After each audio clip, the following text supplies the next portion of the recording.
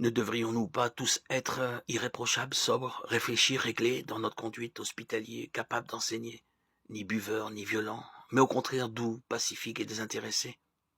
1 Timothée 3, 2, 4.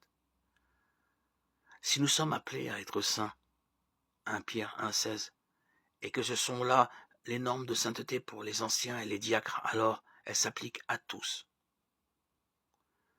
Éphésiens 5, 22, 33 parle des relations entre conjoints. Le mari comme la femme sont mentionnés au singulier, car le mari est le chef de la femme. Celui qui aime sa femme s'aime lui-même. C'est pourquoi l'homme quittera son père et sa mère, s'attachera à sa femme, et les deux ne feront qu'un. Que chacun de vous aime sa femme comme lui-même, et que la femme respecte son mari.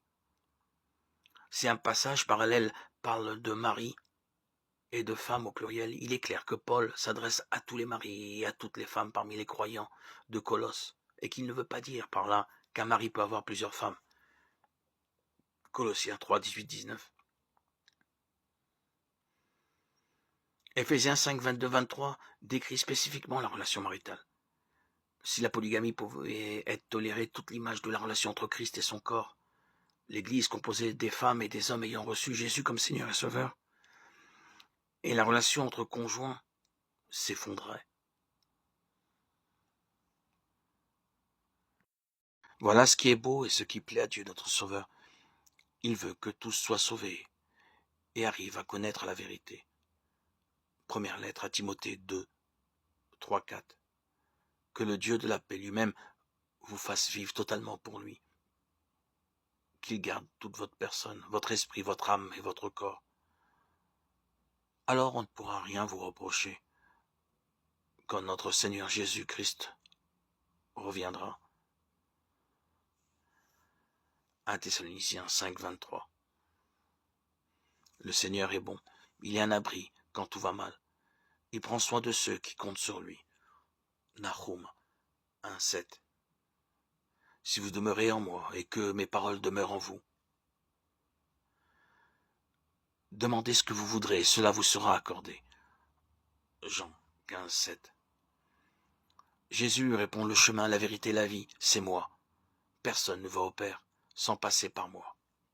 Jean 14, 6. Merci d'être mon abri quand les tempêtes de la vie essaient de m'enlever la paix. Même si je ne connais pas la réponse, j'ai choisi de te faire confiance.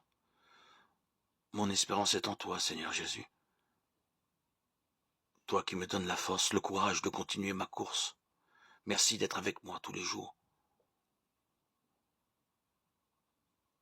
Le Christ vous a donné son esprit et cet esprit habite en vous. Alors vous n'avez pas besoin d'un maître.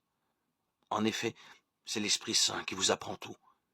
Et ce qu'il vous apprend est vrai. Ce n'est pas un mensonge. C'est pourquoi restez unis au Christ comme l'Esprit Saint vous l'a appris. 1 Jean 2, 27. Or le Seigneur, c'est l'Esprit. Et là où est l'Esprit du Seigneur, là est la liberté. Nous tous qui, le visage découvert, contemplons comme dans un miroir la gloire du Seigneur, nous sommes transformés en la même image de gloire en gloire, comme par le Seigneur, l'Esprit. 2 Corinthiens 3, 17, 18. Oui, la racine de tous les malheurs, c'est l'amour de l'argent. Mais toi, homme de Dieu, évite ces choses-là. Cherche à être juste, sois fidèle à Dieu. Vis avec foi, amour, patience et douceur. Combat le bon combat au service de la foi afin de vivre avec Dieu pour toujours. 1 Timothée 6, 10, 12. Dieu vous a appelé et il est saint. Alors vous aussi devenez saints dans toute votre conduite. En effet, les livres saints disent « Soyez saints, parce que moi je suis saint ». 1 Pierre 1, 15, 16.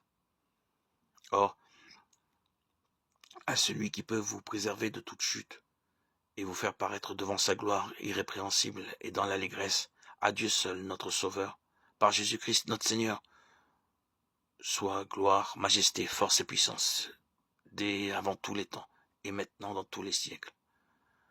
Jude 1, 24, 25.